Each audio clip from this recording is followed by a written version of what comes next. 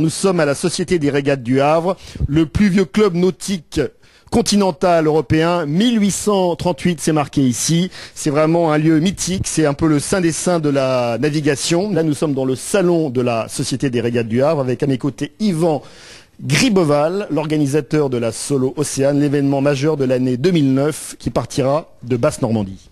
En effet, donc la Solo Océane quittera la Basse-Normandie le 25 octobre 2009, très précisément, un petit peu moins de 2 ans maintenant, mettra le cap sur Wellington, la capitale de la Nouvelle-Zélande, un stop de 3 semaines, un mois, puis un nouveau départ en passant par le Cap Horn, un retour vers la Basse-Normandie pour une arrivée qui sera jugée à Cherbourg. Alors avec des bateaux identiques, c'est vraiment la stricte monotypie?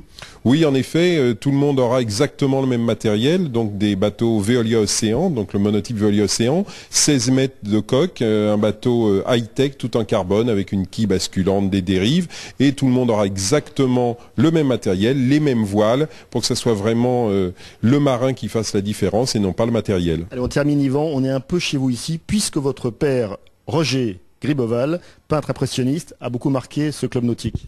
Oui, en effet, j'ai eu moi-même le plaisir de créer ma première compétition en 1975, donc avec le challenge Roger Griboval, du prénom de mon père, qui dotait cette course d'une de ses œuvres, donc c'est un lieu qui m'est cher.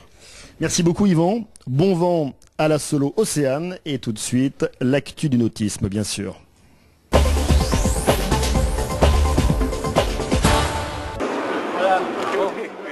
Jamais peut-être la région Basse-Normandie n'a été aussi impliquée dans la compétition nautique. Solitaire du Figaro, Red Bleu et Solo Océane, autant d'arguments pour cristalliser l'intérêt sportif des organisateurs et des navigateurs. C'est un moment important parce qu'on se retrouve tout l'équipage là au complet ici et puis on présente ce qu'on va faire et donc c'est important, c'est un point de départ sur cette longue aventure. Cette course elle va nous permettre de tirer la filière nautique, de donner de la visibilité à la politique nautique de cette région et faire en sorte qu'on puisse s'inscrire dans une palette de régions maritimes.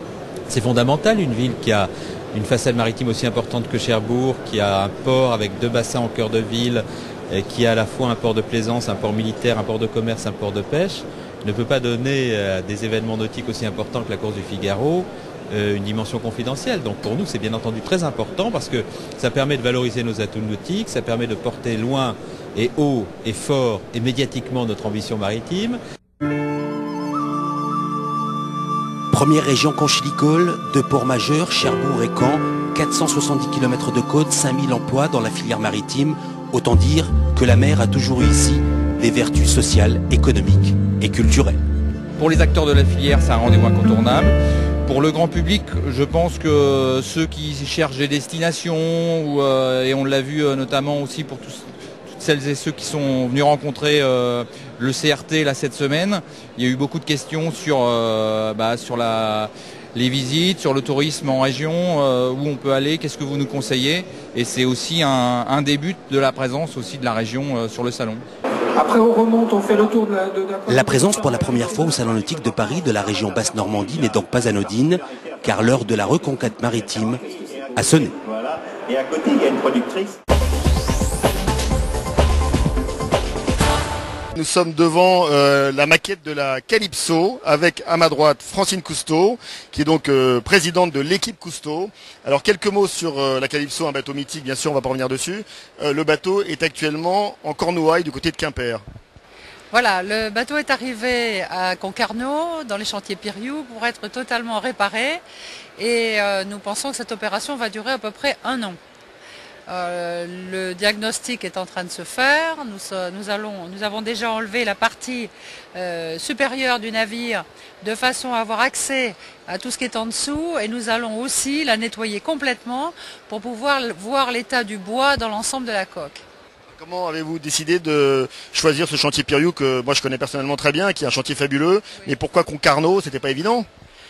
Ce qui est apparu assez rapidement, c'est que ce chantier d'abord était pas très loin de La Rochelle et surtout qu'il avait une excellente réputation de réparation de navires historiques, les navires de la marine française, navires en bois. Et donc nous avons apprécié le travail qu'il avait déjà fait, sa réputation. Et par la suite, le diagnostic qu'il a posé sur la Calypso nous a permis pour la première fois de penser que nous pourrions la remorquer jusqu'à Concarneau. Et ça nous a vraiment remonté le moral parce que jusque-là, on ne savait pas très bien comment nous pourrions la transporter. Alors, quel est l'avenir? Donc une fois que le bateau sera remis en état totalement, quelle va être la suite?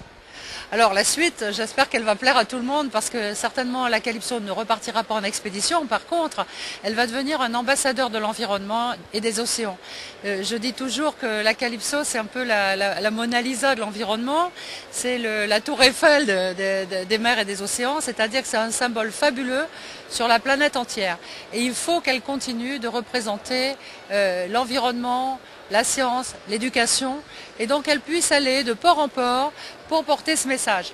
Il faut aussi qu'à son bord, on puisse inviter des gens, des scientifiques, des politiques, des gens qui sont amenés à prendre des décisions pour l'environnement, pour qu'ils se souviennent que Cousteau a quand même été un pionnier, que c'est lui qui nous a apporté pendant 50 ans tous ces témoignages qui prouvent que notre environnement est beau mais qu'il est en danger. Et je crois qu'à partir de là, la revoir partir en Méditerranée, le long de la côte atlantique, que ce soit du côté européen ou du côté américain, ça va donner beaucoup d'espoir à beaucoup de monde. C'est un grand symbole et la France peut être fière de voir que ce symbole va porter le drapeau français. On termine juste par ça, on se souvient de La Rochelle, oui. Et ce bateau totalement abandonné avec des images qui étaient pitoyables, on avait vraiment les larmes aux yeux. Oui. Quel chemin parcouru? C'est vrai, mais pendant 10 ans, je n'ai pas eu le droit de toucher au bateau. Donc d'abord pendant 8 ans, il ne m'appartenait pas. Et je me suis quand même battue pour que la Calypso et le commandant Cousteau soient réunis sous une seule entité. Et au bout du compte, l'OL Guinness a accepté de me vendre le bateau. Et au bout du compte, la justice française nous a attribué le bateau. Et enfin, à partir de ce moment-là, j'ai eu le droit d'y toucher. Il a fallu que je rassemble les fonds pour pouvoir évidemment la déplacer depuis La Rochelle jusqu'à Concarneau et maintenant la remettre en état. Mais je dois dire que bon, les parties désagréables de cette aventure sont derrière moi.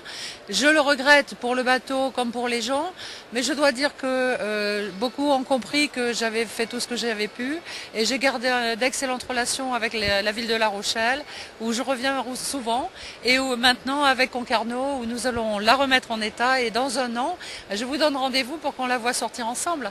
Merci infiniment Francine Cousteau.